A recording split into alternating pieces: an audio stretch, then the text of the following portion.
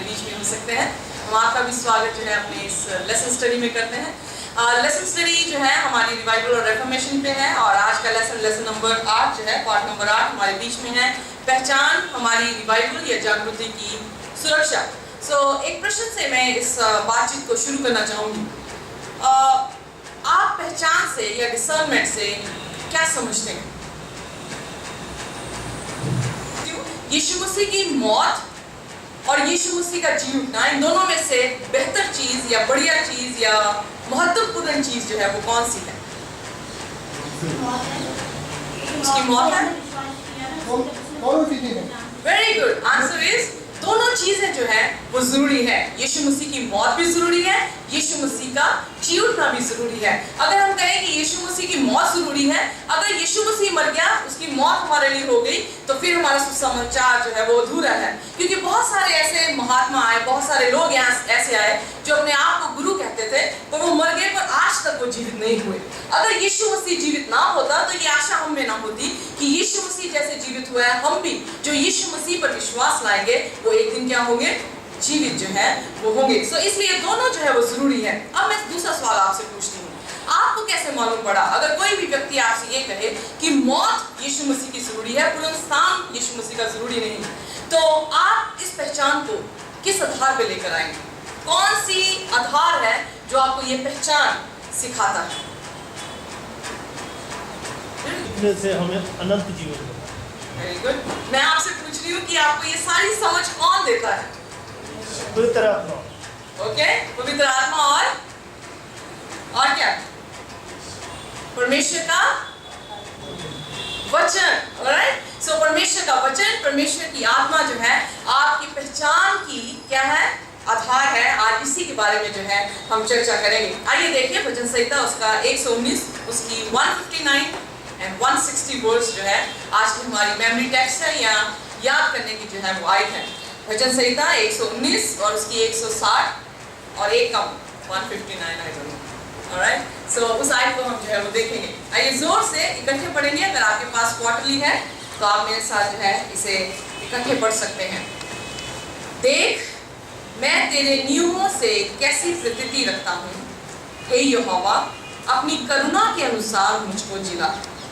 तेरा वचन सत्य ही है और तेरा एक एक धर्मीय नियम सदा काल तक अटल है। राइट, सो ये बहुत ही खूबसूरत आयत है। फिर मैं एक बार पढ़ूंगी, आप ध्यान दिए इस आयत को और देखिए कि यह आयत आपको क्या पैगाम देता है। देख, मैं तेरे नियमों से कैसी प्रतीति रखता हूँ, हे यहोवा, अपनी करुणा के अनुसार मुझको जिला। तेरा वचन, तेरा सारा वचन, एक वचन नहीं, तेरा सारा वचन सत्य ही है और तेरा एक एक धर्मीय नियम सदा काल तक अटल है। इस आयत से आपको क्या समझ आता है?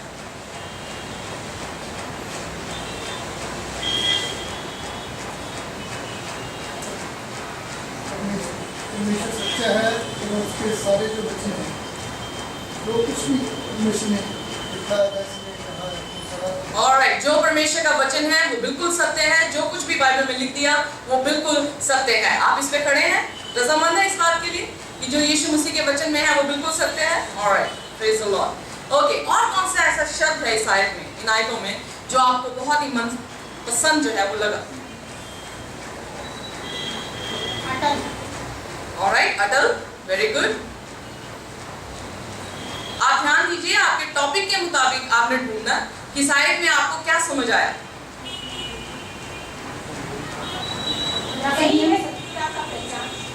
सत्य का पहचान, वेरी गुड। ये बहुत ही जरूरी शब्द है कि सत्य की पहचान कौन देता है? परमेश्वर का वचन जो है वो सत्य की पहचान देता है। Very good. और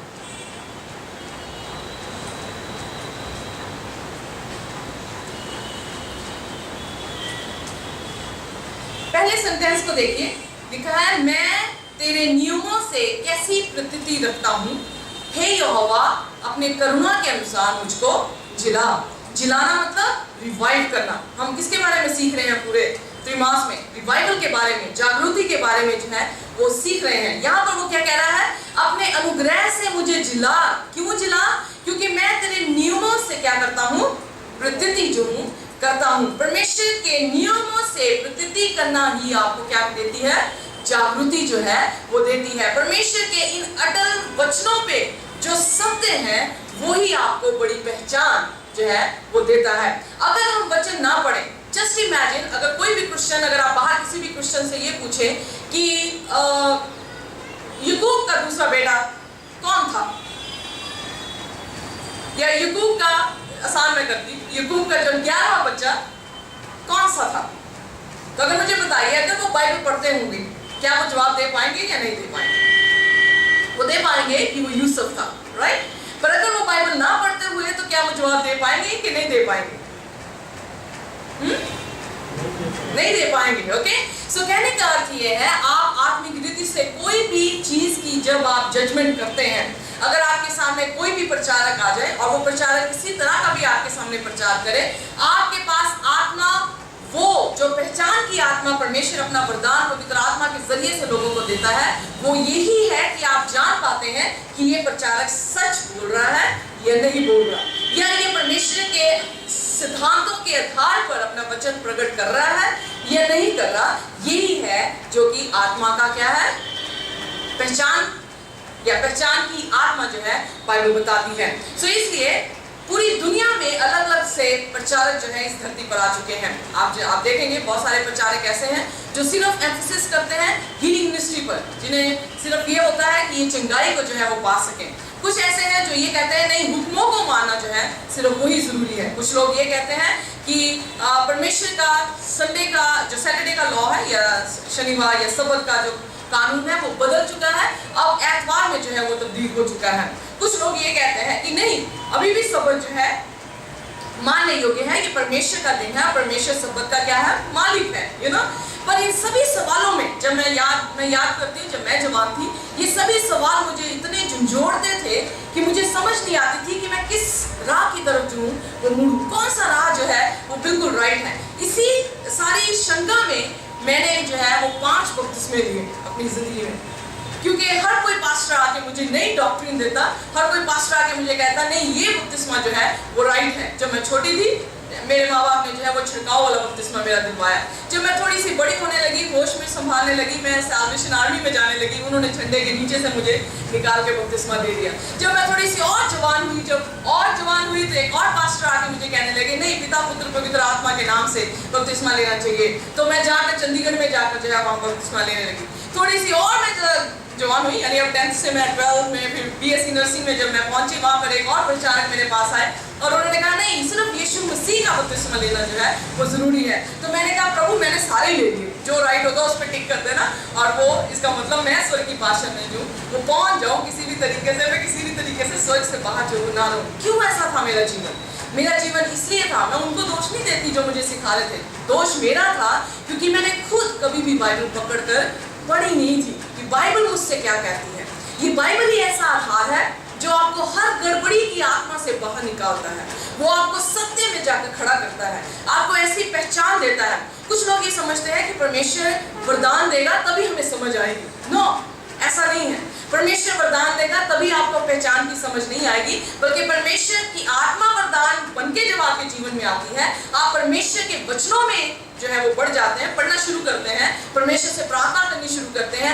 जैसे जैसे आप वचन पढ़ते हैं वैसे वैसे परमेश्वर आपको क्या देने लग जाता है? ज्ञान, पहचान देना शुरू कर देता है, और आप पहचानना शुरू कर देते हैं पाप, वो जीसस। समझ आई मेरी बात? ऑलराइट। सो इसलिए कभी ये मत सोचिए कि एक ही क्षण में आपने प्रार्थना की और आप जो है डिसर्नमेंट, पहचान की आत्मा को जो है वो ग्रहण करेंगे, ऐसा कभी नहीं है।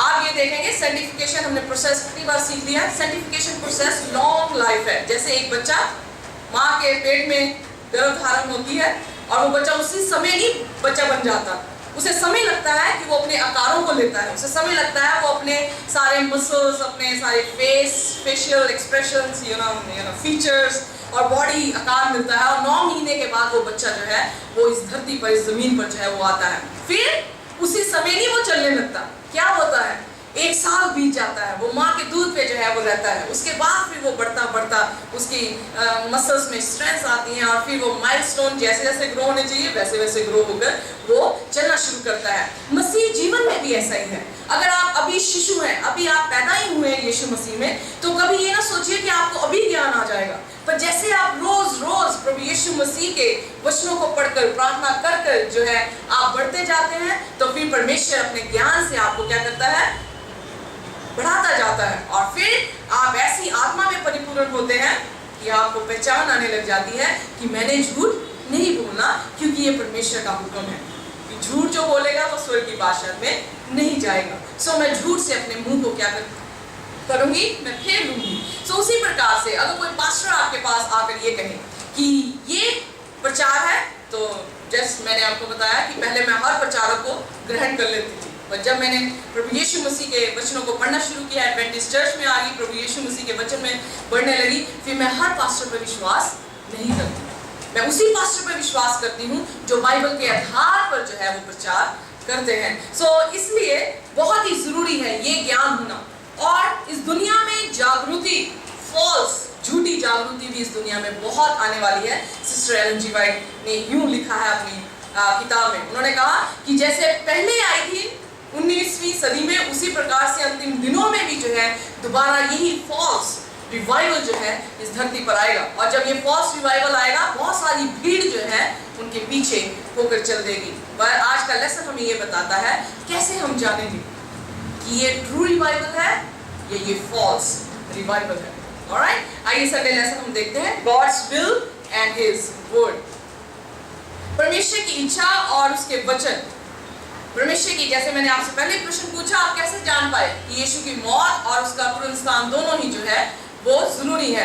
आपने कहा वचनों से, परमेश्वर के वचन ने, परमेश्वर की आत्मा ने हमें ये सिखाया है। सो आज में हम देखेंगे परमेश्वर की इच्छा और उसके वचन कैसे ट्रू रिवाइवल जो है वो इस धरती पर लेकर आते हैं। वैसा निकालिए इब्रानियों उसका 10 उसकी 7 आए, इब्रानियों उसका 10 और उसकी 7 आए, और एक जन निकाले यूहन्ना उसकी 17 उसकी 3, यानी यूहन्ना 17 उसकी 3 पढ़ने लगी हूँ। और अनंत जीवन ये है कि वह तुझ अद्वैत सच्चे परमेश्वर को और यीशु मसीह को जिसे तूने भेजा है जाने। बहुत ही खूबसूरत आयत है कि अनंत जीवन कहाँ है। रिवाइवल हम क्यों चाह रहे हैं? रिवाइवल हम किस लिए चाह रहे हैं? रिवाइवल चाह रहे हैं कि हम हमेशा का जीवन जो है वो ले सके। अब यहाँ पर परमेश्वर का वचन कह रहा है हमेशा का जीवन कैसे मिलेगा? हमेशा का जीवन तभी मिलेगा जब आप यीशु मसीह को जानेंगे। यीशु मसीह को कहाँ से जानेंगे आप? From where you will know Jesus? कोई पिक्चर से, वीडियो से, किससे? प्रभु यीशु मसीह के वचन से, पवित्र शास्त्र से जो है हम यीशु मसीह को जानते हैं। सो इसलिए परमेश्वर के वचन में लिखा कहता है यीशु मसीह को जानना ही अनंत जीवन है। सो कोई और चीज नहीं, कोई और आधार नहीं है जो आपकी स्वर्ग की बादशाहत में लेकर जाए। अगर कोई ये आधार आपको दे दे कि आपकी फीलिंग्स आपको स्वर्ग की बादशाहत में लेकर जाएंगे। मैं अपने हस्बैंड से ये बात कर रही थी, मैंने कहा अभी नहीं, काफी देर पहले मैंने बात की, मैंने कहा कि जब भी हम कभी मीटिंग में जाते थे, जब उन्होंने ऑल्टर कॉल देते थे हमें, तो मैंने उन्हें बताया, मैंने कहा सबसे पहले मैं ऑल्टर कॉल में जो हूँ वो बाहर निकलती थी कि नहीं, मैंने जाकर जो है वो परमेश्वर के सामने अपने आप को देना है। और जैसे मैं ऑल्टर कॉल के लिए बाहर निकलती थी, मैंने कहा कि उस टाइम माहौल ऐसा होता था कि एकदम दिल जो है वो अपलिफ्ट होता था, यानी होता था कि आत्मिक रीति से जो है वो बढ़ना है। ऑल्टर कॉल लेकर प्रार्थना करवा के जब मैं वापस आती थी तो मैं अपने हस्बैंड से कह रही थी मेरा जीवन फिर वैसे ही होता, कोई तब्दीली नहीं होती थी। यू नो, कभी अभी आपने ऐसा महसूस किया? आप यहाँ पर चर्च में आते हैं, प्रचारक जो है आपको प्रचार करता है, आप थोड़े क्षण में जो है वो प्रफुल्लित हो जाते हैं, आप कहते हैं यस दिस इज ट्रूथ, और फिर जो है आप उस ट्रूथ को कहते हैं कि यस मैं आई एक्सेप्ट दिस ट्रूथ, मैं इसको कबूल करता हूँ। और फिर क्या होता है? जैसे ही आप वापस जाते हैं आप महसूस करते हैं आपके जीवन में वो एक्सेप्टेंस आई ही नहीं होती। महसूस किया कभी ऐसा कि नहीं? Yes, alright. सो यहाँ पर बाइबल ये बताती है कि परमेश्वर को जानना ही अनंत जीवन है। बहुत सारे लोग परमेश्वर को बताते नहीं बल्कि ऐसी फीलिंग क्रिएट कर देते हैं, चाहे वो ड्रम बजा के क्रिएट करे, चाहे वो शोर मचा के जो है वो क्रिएट करे, चाहे किसी भी तरीके से क्रिएट करे, वो मन में ऐसी फीलिंग्स ला देते हैं जो आपको ये लगता है कि मैं आत्मिक हूँ, पर बाद में आपको पता लगता है कि आप आत्मिक ही नहीं। कई बार मैंने ऐसे महसूस परमेश्वर ने मुझे माफ कर दिया, पहले की बात कर रही हूँ, और फिर महसूस होता था मैं तो माफी नहीं हो पाई, मेरी माफी नहीं है। यू आर कंफ्यूज, आपको पता नहीं लगता कि आप माफ हो चुके हैं या आप माफ नहीं हो चुके हैं। सो आप कभी ये महसूस करते हैं मैं आत्मा में हूँ या मैं आत्मा में नहीं हूँ। सो इतनी गड़बड़ी शैतान ने जो है इस पूरी कलीसिया में, चर्च में जो है वो पैदा की है कि ना उन्हें पता लगता है कि हम है कौन। बहुत सारे यूथ सर्वे बताता है कि दे कमिट सुसाइड, वो मर जाते हैं, खात्मा अपना कर लेते हैं। क्यों कर लेते हैं? Because they are confuse, they don't know anything. उन्हें समझ नहीं आ रहा कि हमारा जीवन कहाँ से आया, क्यों आया, मकसद क्या है, कहाँ हमें जो है वो जाना है, हम किधर भटक रहे हैं। सो जब इन सवालों से वो जूझते हैं तो वो अपने आप को क्या कर देते हैं, तनाव में आकर अपने आप को क्या कर लेते हैं, खत्म कर देते हैं। पर परमेश्वर का वचन ये हमें सिखाना चाह रहा है कि परमेश्वर के वचन के जरिए से अगर हम जागृति लेकर आएंगे तो वो जागृति सच्ची होगी। अगर आप अपनी फीलिंग से लेकर आने की कोशिश करते हैं, बहुत सारे लोग मैंने देखा भी है अपने एक्सपीरियंस में, पेंटिकॉस्टल चर्चेस में जब मैं गई, मैंने देखा एक लेडी जो है वो प्रार्थना करने लगी, उसने तालियां बजानी शुरू कर दी, दूसरी लेडी ने देखा ये ताली बजा रही, उसने भी शोर मचाना शुरू कर दिया। Why is it so?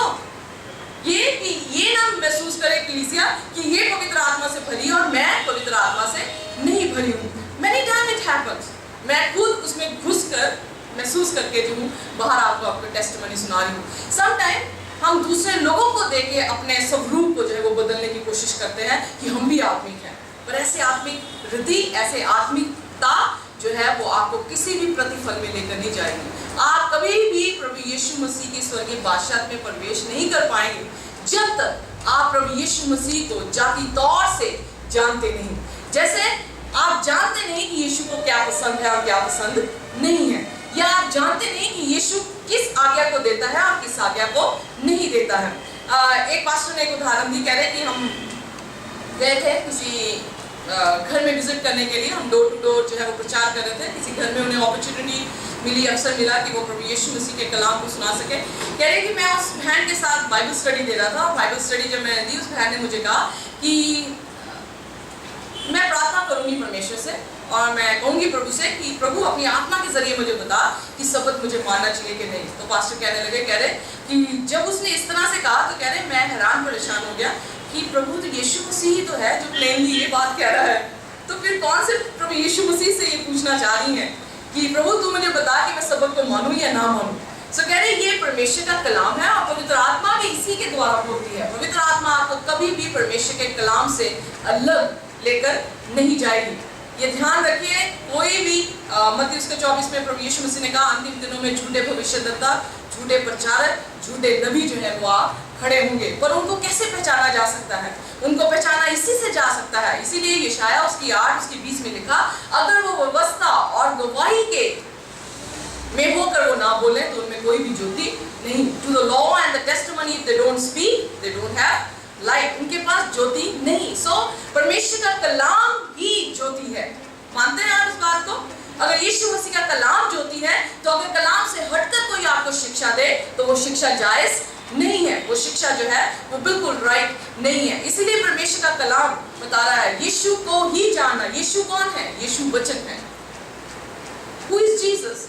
Jesus is word। अगर यीशु मसीह वचन है, बाइबल में लिखा वचन आत्मा है, तो फिर यीशु मसीह क्या है? यीशु मसीह भी आत्मा है। हम देखें करैक्टरिस्टिक यीशु मसीह के और वचन के बिल्कुल सेम है। अगर वचन सत्य है, यीशु मसीह सत्य है। अगर वचन जो है वो जिंदगी है तो फिर यीशु मसीह भी जो है वो जिंदगी है। वचन हमें रास्ता दिखाते हैं तो यीशु मसीह भी हमारे लिए क्या है? रास्ता है। सो वचन और यीशु मसीह अलग नहीं है। अगर वचन आपसे कुछ कह रहा है इसका अर्थ यह है कि परमेश्वर आपसे बातचीत कर रहा है। अगर प्रभु यीशु मसीह का वचन ये कहता है कि सबक तो मानना जरूरी है, तो फिर कौन से पवित्र आत्मा से आप पूछ रहे हैं कि मैं सबक को मानूं या ना मानूं? यू नो, सो फिर कह रहे हैं कि मैं थोड़ी देर के बाद फिर मुझे परमेश्वर ने मौका दिया, मैं उनसे भेंट की, और जब मैंने भेंट की तो मुझे कहने लगे कि I did not feel comfortable. मुझे कंफर्टेबल नहीं महसूस हुआ कि मैं सबक को मानूं। इज दैट फॉर क्या कह सकते हैं कि आपकी कंफर्टेबलनेस को देखकर आपने परमेश्वर के कलाम को मानना है कि आपने इसलिए मानना है कि परमेश्वर ने ऐसा कहा है? यू नो, डिसर्नमेंट, पहचान इसी से पता लगती है। आप किसी भी इंसान का एक्सरे ले सकते हैं। कैसे ले सकते हैं? अगर वो वचन पे ना विश्वास करे तो आपको मालूम पड़ जाएगा कि ये प्रभु यीशु मसीह के वचन पर आधारित नहीं है। सो इसलिए क्या हम अपनी फीलिंग्स को लेकर ये सोचें कि ओ मेरा मन नहीं मानता कि मैं साबुत हो जाऊँ, कीप करूँ, या मेरा मन नहीं मानता कि मैं अपने शराब को छोड़ दूँ, मेरा मन नहीं मानता कि मैं अपनी सिगरेट को छोड़ दूँ, या मेरा मन नहीं मानता कि मैं व्यभिचार को छोड़ दूँ। What is right? आपका मन या परमेश्वर का हुक्म? क्या राइट है? जोर से बोलिए, क्या राइट है? परमेश्वर का हुक्म। ओके, इसलिए यिर्मयाह 17 अध्याय में लिखा, मन क्या है? कहता है ये सबसे दुष्ट है। डिसीटफुल इंग्लिश में लफ्ज जो है वो दिया गया, यही दुष्टता पैदा करता है। तो फिर हम मन की क्यों सुने? मन ही तो है जो पाप में लेकर जा रहा है। तो एक और चीज है जो आपको पाप से दूर कर रही है, वो परमेश्वर का क्या है? वचन है। सो फिर जब वचन कह दे कोई बात, तो कैसे हम सोच रहे हैं कि मैं प्रार्थना करूं और पवित्र आत्मा मुझसे क्या कहेगी? क्या पवित्र आत्मा जो यीशु ने कहा उससे हटकर आपसे कहेगी? बिल्कुल नहीं। एक पास्टर जो है वो कहने लगे, मेरी उनसे बातचीत हुई और वो कहने लगे परमेश्वर आपसे बात करता है। मैं विश्वास करती हूँ परमेश्वर मुझसे बात करता है, परमेश्वर आपसे वचन से कई बार बात करता है। उन्होंने पता क्या कहा? कह रहा कि जब कभी आप वचन पढ़ोगे परमेश्वर आपसे बात करेगा, अगली बार आप ढूंढने की भी कोशिश करोगे वो वचन नहीं मिलेगा। मुझे बताइए राइट है कि रॉन्ग है? रॉन्ग है। कैसे मालूम पड़ा कि ये रॉन्ग है? परमेश्वर का वचन अटल है। बाइबल बताती है ये कभी बदलने वाला वचन नहीं है। तो कैसे हो सकता है एक पल में मुझे वचन मिला हो और दूसरे पल में ढूंढूं तो मुझे मिले ना? यू नो, सो इसलिए बहुत सारी शिक्षा इस धरती पर, इस क्रिश्चियन वर्ल्ड में जो है वो आ चुकी है। मेरे भाई और बहनों, हम उस धोखे में जा सकते हैं। मत्ती 24 में उसके 3 में क्या लिखा? यीशु मसीह ने इससे पहले बताता कि ये झूठे भविष्यद्वक्ता आएंगे या नबी आएंगे, वो प्रचार करेंगे तुमसे, धोखा मत खाना। अगर तुमसे कोई ये कहे कि कोठरी में यीशु मसीह है, उस कोठरी में है, तो वहां पे मत जाना। ये सारी बातें बोलने से पहले यीशु मसीह उनसे क्या कह रहा था? कह रहा धोखा मत खाना। सो यीशु मसीह का वचन ही आपको धोखे से क्या करेगा? अलग करके रखेगा। अगर वचन आपका आधार नहीं है तो यकीन जानिए आप किसी भी बारिश में आए हुए उस भालू में बने हुए घर के समान होंगे। बारिश आई और वो आपको क्या करके ले जाएगी? साथ ही ले जाएगी। ऑलराइट, पर अगर आपका घर चट्टान क्या है? चट्टान यीशु मसीह है। यीशु मसीह कौन है? उसका वचन है। अगर उस वचन में आपके घर बना होगा, मींह भी बरसेगा, बाढ़ भी आएगी, पर आपका घर कभी भी जो है वो नहीं निकलेगा। सो इसलिए परमेश्वर वचन कहता है, इब्रानियों उसकी 10 उसकी 7 में लिखा, तब मैंने कहा देख मैं आ गया हूँ, पवित्र शास्त्र में मेरे विषय में लिखा हुआ है ताकि हे परमेश्वर तेरी इच्छा पूरी हो। सो पवित्र शास्त्र में सब कुछ लिखा है कि उसकी इच्छा कहाँ पूरी होती है। ऑलराइट, सो इसलिए परमेश्वर का कलाम ही उसकी इच्छा है, यही उसकी जुबान है और यही उसके सिद्धांत है। भजन संहिता 119 उसकी 25 में लिखा, मैं धूल में पड़ा हूँ, तू अपने वचन के अनुसार मुझको जला। धूल में पड़ा मतलब बहुत ही दुख में है, तू अपने वचन के अनुसार मुझ में रिवाइवल डाल। अगर दुख में पड़ा है तो क्या मांग रहा है? जॉय, यू नो, आनंद जो है वो यीशु मसीह से मांग रहा है। भजन संहिता उसका 119 उसके 28 में लिखा, मेरा जीवन उदासी के मारे गल चला है, तू अपने वचन के अनुसार मुझे जिला। फिर उसके बाद वो क्या कह रहा है? रिवाइवल किससे आ रही है? वचन से जो है वो आ रही है। फिर वो कह रहा है 49 वर्स में, जो वचन तूने अपने दास को दिया है उसे स्मरण कर, क्योंकि तूने मुझे आशा दी है। सो यहाँ पर दाऊद इस भजन को गाते हुए क्या कह रहा है? प्रभु यीशु मसीह के वचनों में ही क्या है? आशा है। प्रभु यीशु मसीह के वचनों में जीवन है। 119 उसकी 50 आयत में लिखा, मेरे दुख में मुझे शांति उसी से हुई है क्योंकि तेरे वचन के द्वारा मैंने जीवन पाया है। सो वचन के बिना आप कभी भी जो है वो जीवित नहीं रह सकते। वचन के बिना आप कभी भी अनंत जीवन ले ले, नामुमकिन बात है। इसलिए वचन, रोटी खाना बहुत ही जीवन के लिए जरूरी है। इसीलिए यीशु मसीह ने रोटी तोड़ के अपने चेलों को दी। वो रोटी क्या था? यीशु का बदन था। सो यीशु का बदन, उसका वचन जब तक हमारे जीवन में नहीं आता तो फिर कैसे हम सामर्थ पाएंगे और कैसे जो है वो जीवन को पाएंगे। आइए देखिए मंडे लेसन हमारे बीच में जो है वो क्या लेकर आता है। मंडे लेसन कह रहा है God's love and his law. दूसरी बात, पहली बात ये कि परमेश्वर का वचन हमारा आधार होगा जागृति का। अगर आप जागृति चाहते हैं तो फिर परमेश्वर के वचन को पढ़ना शुरू करें। फीलिंग्स में ना जागृति में, ऑलराइट। वो फीलिंग्स कई बार अप जाएंगी, कई बार डाउन जाएंगी, कई बार अप जाएंगी फिर डाउन आएंगी। पर अगर आप वचन में आधारित रहेंगे, जब वचन आपको ये कह रहा है या वचन से सीख रहे हैं कि अगर आप अपने पापों का अंगीकार कर लेंगे तो यीशु मसीह वफादार है, धर्मी है कि आपके हर एक अधर्म को माफ करता है, तो आप कभी भी कंफ्यूज नहीं होंगे कि मेरे पाप क्षमा हुए या नहीं हुए। आज आप महसूस करेंगे क्षमा हो गए, दूसरी घड़ी आप ऐसा नहीं महसूस करेंगे कि क्षमा नहीं हुए। सो वचन एक ऐसा आधार है, एक ऐसी ज्योति है, आपके पाँव के लिए ज्योति है कि वो आपको रास्ता दिखाती है, आपको आश्वासन देती है कि यीशु मसीह ने आपके पाप को क्षमा किया है। मंडे लेसन बताता है पहला वचन, दूसरा कहता है उसके हुक्म, राइट। सो आइए देखिए उसका प्रेम और उसका हुक्म। बहुत सारे लोग यीशु मसीह को पता क्यों पूछते हैं? बहुत सारे लोग चर्च में क्यों आते हैं? इसलिए नहीं आते कि वो यीशु मसीह से प्रेम करते हैं। आई एम टेलिंग यू ट्रूथ, वो इसलिए आते हैं क्योंकि कई बार उन्होंने अपने बच्चों को जो है वो स्कूल में डालना होता है, कई बार उन्होंने स्पॉन्सरशिप लेनी होती है, कई बार जो है वो किसी को चिढ़ाने के लिए आते हैं, कई बार जो है अपना सूट दिखाने के लिए आते हैं, कई बार जो है वो अपने गीत गाने के लिए आते हैं। आप देखेंगे बहुत सारे लोग चर्च नहीं आएंगे, पर जब उन्हें एक्टिविटी दी जाए यहाँ पर स्टेज पे बोलने के लिए, उस दिन वो चर्च में जरूर होते हैं। यू नो, प्रभु यीशु मसीह का प्रेम आपकी जिंदगी में जागृति लाएगा। वो प्रेम क्या है? आपके अपने बेनिफिट्स। वो प्रेम ये होगा कि आप उसके प्रेम को जब समझ जाएंगे कि उसने आपसे कितना बड़ा प्रेम किया। जैसे मैंने ऑलरेडी सिखाया, आप कभी महसूस करें कि आपके पाप ने उसे कितनी बुरी तरह से क्रूस पर जो है वो मार दिया।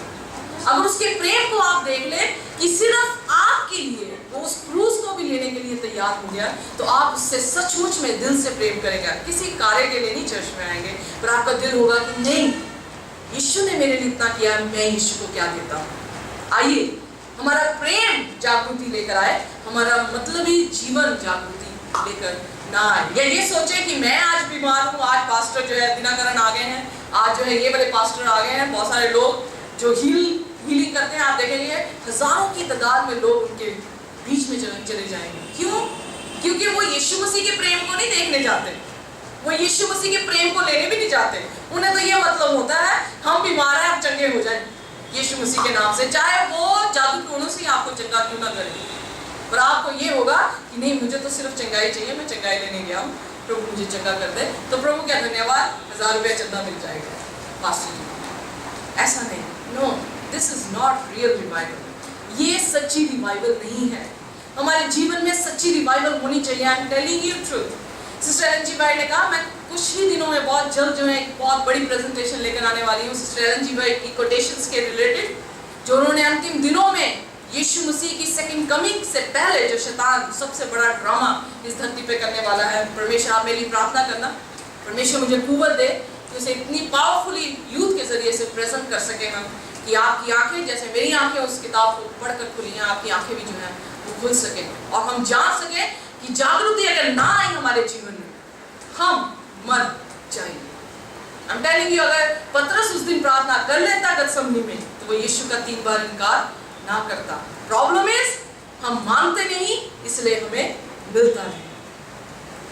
अगर हम मानना शुरू कर दे, परमेश्वर के कलाम को पढ़ना शुरू कर दे, उसके ऊपर अपने घर को बनाना शुरू कर दे, जो मुसीबत आने वाली है वो मुसीबत आपको छू भी नहीं पाएगी। आप स्वर्ग की भाषा में जरूर होंगे बनिस्बत की आप सच्ची जागृति अपने जीवन में लेकर आए।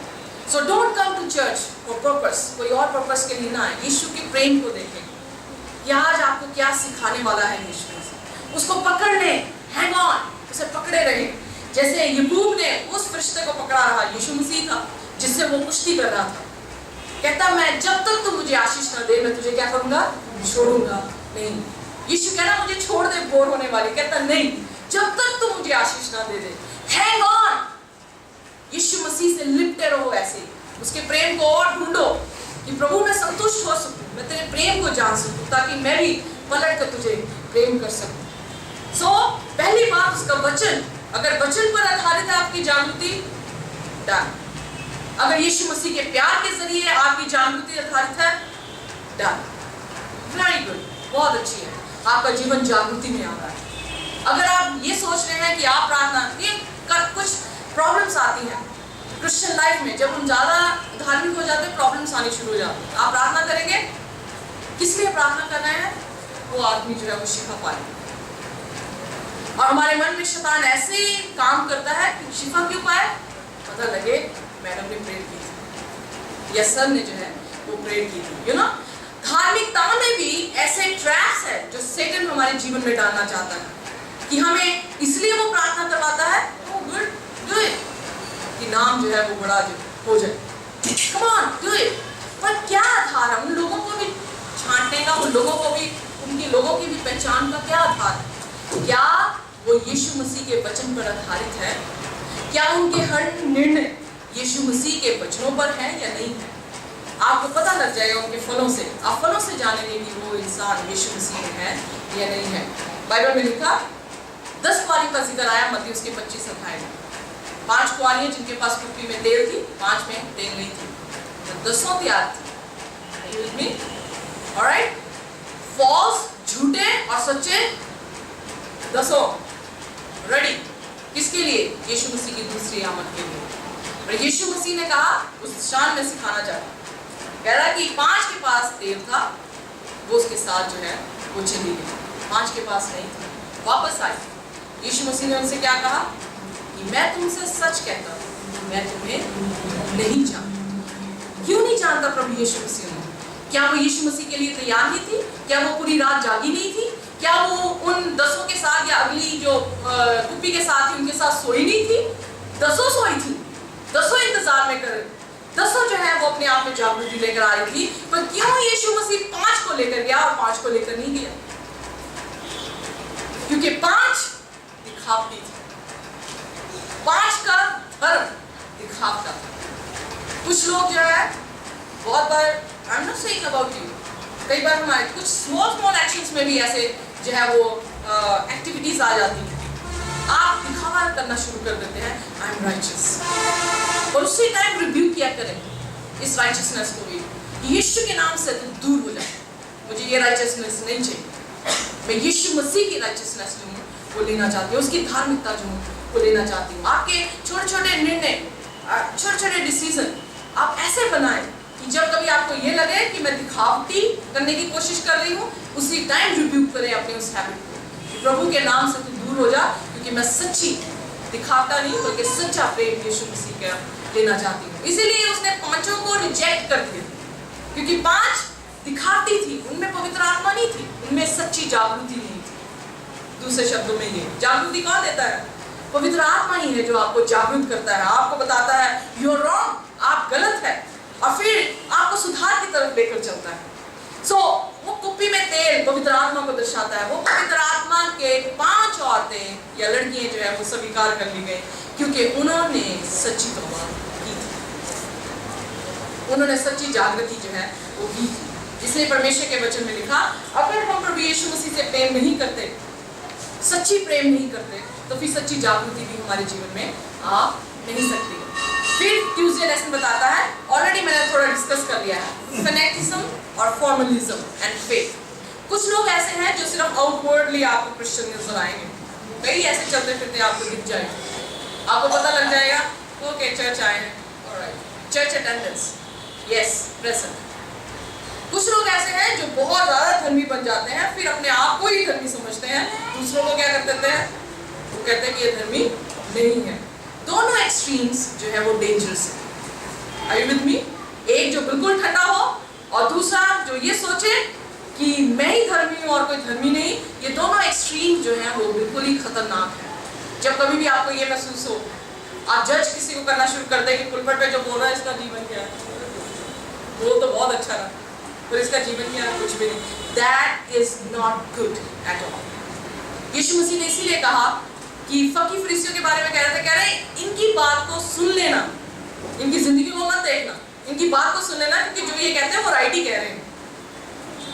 बेशक यीशु मसीह ने फकी फरीसियों को कहा तुम चुनी हुई कब्रें हो, चुनी फिरी हुई कब्रें हो, ऊपर से साफ नजर आते हो पर अंदर से क्या है, गंध है। ऊपर से हम अच्छे लगते हैं, बड़े अच्छे कपड़े डाल के आते हैं, praise the Lord, happy Sabbath हम करते हैं, पर अंदर हमारे दिल में क्या है, वो यीशु मसीह जानते हैं। सो ना हमें जजमेंट किसी की करनी है कि ये यीशु मसीह का कितना वफादार है, और ना ही हम ये कहना अगर ये नहीं वफादार तो मैनू की वफादार होंगे लोग, ये भी नहीं। दोनों एक्सट्रीम्स, दोनों बिहेवियर जो है वो रॉन्ग है। इसीलिए मैंने कहा कि यीशु मसीह की मौत ज़्यादा ज़रूरी है या उसका जी उठना ज़रूरी है? आपने कहा दोनों ज़रूरी है। क्यों? बैलेंस। ऑलराइट, सब कुछ ही ज़रूरी है। ऐसा नहीं कि लॉ को पकड़ लिया तो फेथ को छोड़ दो, विश्वास को छोड़ दो। नो, फेथ को पकड़ लिया तो हुक्म तोड़ना शुरू कर दो। नो, फेथ भी चलेगा, हुक्म भी मानना चलेगा, दोनों इकट्ठे जो है वो क्या होंगे, चलेंगे। सो एक्सट्रीम्स दोनों खाइए हैं, आप गिर सकते हैं किसी भी एक्सट्रीम्स में, पर अगर आप बैलेंस अपने आप को रखें, विश्वास भी चलेगा और खुदा का हुक्म भी चलेगा, क्योंकि विश्वास बिना कार्य होता है। तो फिर आप रिवाइवल जो है आपके जीवन में अच्छी आएगी। विश्वास एक ऐसी चीज है जो परमेश्वर को आप पसंद कर सकते हैं। विश्वास के बिना, इब्रानियों 11 अध्याय में क्या कहा, विश्वास के बिना आप परमेश्वर को प्रसन्न नहीं कर सकते। विश्वास क्या है? अनदेखी चीजों का परिमाण। आप उस पर विश्वास कर लेते हैं जो आपने देखी भी नहीं, आपको समझ आए ना आए डॉक्ट्रिन, आप विश्वास कर लेते हैं। मैं कई बार सोचती हूँ प्रभु यीशु मसीह धन्यवाद, तूने मुझे जागृति उसी समय दे दी जब मैंने तेरे वचन को सुनना शुरू कर दिया, क्योंकि मैं महसूस करती हूँ मुझे बताया नहीं गया कि गहने नहीं डालने, पर जैसे मुझे थॉमस ने हल्का सा बताया कि यीशु मसीह ने देखो आदम हवा को बनाया, क्या हवा को गहने से सजाया था? उसकी अपनी खूबसूरती, अपने अनुग्रह से, अपनी ग्लोरी से उसे सजाया था। सो हम गहनों से नहीं सजते, यीशु मसीह से सजते हैं। At very moment I said okay, गहने आउट। जब मुझे थॉमस ने इतनी बार कही कि सबत जो है वो परमेश्वर का दिन है, संडे जो है वो परमेश्वर का दिन नहीं, देखो परमेश्वर का वचन ऐसे कहता है, मैंने कहा ओके दिस इज राइट। महसूस अब मुझे होता है कि मेरा जो तब्दीली होना था वो एक ऐसा था कि मैं बच्चे की तरह थी, जैसे कह दिया मुझे वैसे ही मैं मुड़ गई। और वो बच्चापन कौन देता है? यीशु मसीह ही देता है। ये ना घमंड करें कि हमारी अपनी सेल्फ ने वो बच्चापन दिया। No, it's God only. परमेश्वर ही है जो आपको धार्मिक बनाता है, परमेश्वर ही है जो तौबा करवाता है, परमेश्वर ही है जो आपको अपने लोगों से बोलता है। तो फिर आपका घमंड किस पे? इसलिए हम पर नहीं बल्कि यीशु मसीह पर घमंड हो। वो विश्वास जो है हमने वैसे ही विश्वास कर लेना है जैसे परमेश्वर का कलाम कहता है। आप जागृति में अपने आप जो है वो प्रवेश कर लेंगे। अगर आप अपनी रीजनिंग करनी शुरू कर दो, मेरी फीलिंग क्या कह रही है, मेरा दिल क्या कह रहा है, मेरा ज़हन क्या कह रहा है, मेरा एक्सपीरियंस क्या कह रहा है, तो फिर आप परमेश्वर पर विश्वास नहीं कर पाएंगे। पर बच्चे की नाई विश्वास करना, बच्चे की उंगली पकड़ के कहीं भी ले जाओ वो चल पड़ेगा। आपको भी यीशु मसीह अगर वचन सुना रहा है, उंगली पकड़ रहा है, पकड़ लीजिए, चलना शुरू कर दीजिए। आप जागृति में जो है वो प्रवेश कर देंगे और आप जो है ऐसे कुंवारी होंगे जिसकी कुप्पी में जो है वो तेल भरा होगा। लेसन मिनिस्ट्री और मिरेकल्स। जब प्रभु यीशु मसीह आपको जागृति देगा, वो इसलिए नहीं देता कि आप जो है वो मौज से करें, वो आपको इसलिए जागृति देता है आप बचे हैं, आप दूसरों को भी क्या करें, बचाएं। यीशु मसीह सबसे बढ़िया एग्जाम्पल है जागृति की, रेफॉर्मेशन की, क्योंकि यीशु मसीह जागृत था, यीशु मसीह ही रिफॉर्म था। Are you with me? क्योंकि यीशु मसीह ही पवित्र आत्मा से पूर्णता से भरा था, कोई पाप उसमें नहीं था। क्या यीशु मसीह की मिनिस्ट्री में आप ये देखते हैं कि वो मिरेकल्स वाली मिनिस्ट्री थी कि वो यीशु मसीह लोगों को बचाने के लिए अपनी मिनिस्ट्री कर रहा था? What was the priority? क्या प्रथम स्थान था यीशु मसीह की मिनिस्ट्री का? मिरेकल्स या लोगों को बचाना? यीशु मसीह के वचन राइट, यीशु मसीह के वचन में लिखा, परमेश्वर ने, यीशु मसीह ने कहा मैं इसलिए आया हूँ ताकि मैं खोए हुओं को क्या करूँ, बचाऊं। यीशु मसीह ने कहा मैं इसलिए आया हूँ ताकि मैं पापों को क्या कर दूं, क्षमा करूं। यू नो, यीशु मसीह का मेन कंसर्न ये था, उसकी मिनिस्ट्री का ये नहीं था मैं हीलिंग करूं, बहुत प्रचलित हो जाऊं, लोग जो है वो आए और छोटे छोटे तेल की डब्बियां लेके मुझसे जाए और फिर लगाए और वो जो है वो चंगे हो जाए। नो, यीशु मसीह का इटर्नल सेविंग जो थी वो उसका मकसद था। मिरेकल्स या मौत सिर्फ टेम्पररी है, वो आपको स्वर्ग की बादशाह में नहीं लेकर जाएंगे। ओके, प्रकाशित वाक्य एक आयत आपसे जरूर पढ़ूंगी क्योंकि टाइम अब हो गया हमारा। प्रकाशित वाक्य 19:20 में लिखा, और वह पशु यानी 666 पशु मतलब सरकार या कोई ऐसा राज्य, और उसके साथ वह झूठा भविष्यद्वक्ता पकड़ा गया जिसने उसके सामने ऐसे चिन्ह दिखाए थे जिनके द्वारा उसने उनको भरमाया। कितनों को भरमाया? 13 अध्याय में लिखा, दुनिया की भीड़ उसके पीछे क्या हो गई, चल पड़ी। कैसे? उसके चिन्हों को देखकर, मिरेकल्स को, मौजों को देखकर। मौजज़े आपके लिए ऐसा चिन्ह नहीं है जो कि रियलिटी का या रियल आपको जागृति दे रहे। कहने को बहुत कुछ है, but I am telling you, अगर आप सचमुच में जागृति पाई है ना, आपके दिल में बोझ आना शुरू हो जाएगा, ये व्यक्ति बच जाए। ये नहीं कि चंगा हो जाए, बच जाए। समझ आ रही मेरी बात? बचना और चंगे होने में डिफरेंस है। चंगा टेम्पररी, बचना हमेशा के लिए, अनंत जीवन के लिए। इस व्यक्ति के लिए मैं प्रार्थना करूं कि प्रभु ये हमेशा की जिंदगी के लिए बच जाए। यही डिफरेंस है। अगर ये डिफरेंस आपके जीवन में नहीं आ रहा, प्रार्थना करें कि प्रभु ये डिफरेंस आ जाए। मेरी प्रार्थना ये ना हो कि ये व्यक्ति चंगा हो जाए, मेरी प्रार्थना ये बन जाए कि ये व्यक्ति स्वर्ग की बादशाह में हो। मूसा ने क्या प्रार्थना की? प्रभु अगर ये लोग ना गए तो मेरा नाम भी क्या करना, जीवन की पुस्तक से काट देना। क्या कंसर्न था उसका कंसर्न था चंगे ना हो जाए, रोटी ना मिले, पानी ना मिले। उसका कंसर्न ये था स्वर्ग की बादशाह में पहुंच जाए। सच्ची जागृति आपको कहाँ बर्डन देगी? मिनिस्ट्री में अगर बर्डन देगी तो वो मिनिस्ट्री में बर्डन ये होगा, प्रभु यीशु मसीह तेरे वचनों के जरिए इनका दिल छुआ जाए और यीशु मसीह के प्यार को जानकर अपने जीवन देकर यीशु मसीह के स्वर्ग की बादशाह में जो है वो पहुंच जाए। बाइबल में लिखा, इसीलिए लाजरस और रिच मैन, अमीर आदमी और लाजरस की कहानी, और लाजरस जो है गरीब था, रिमेंबर?